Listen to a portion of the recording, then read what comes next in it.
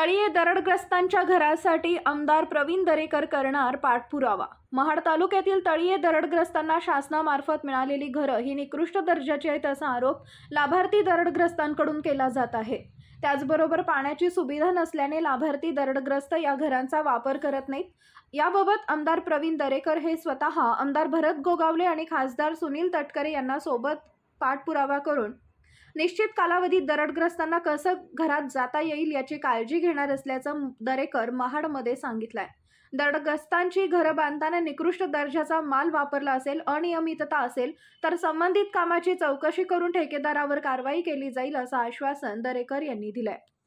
Bureau report, तेज Marathi news. त्या चॅनलला की काय गेल्या यांच्याच ना सामलाच बोली त्या ठिकाणी पाहिली, त्या ठिकाणची घरं, तिथे असणाऱ्या सुविधा या संदर्भात चॅनलनं दाखवलेलं आहे।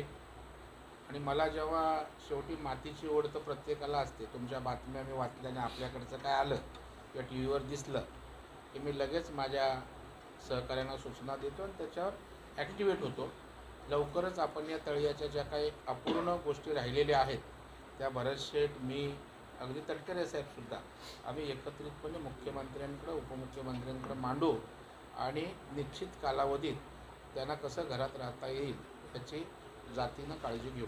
निकृष्ट दर्जाचं बांधकाम असेल तर ठेकेदार कोण आहे त्याच्यावर कारवाई करायला लावू। या सगळ्या गोष्टीची निश्चित आपल्याला सांगतो की या सर्व ठेकेदारांची चौकशी करायला लावू।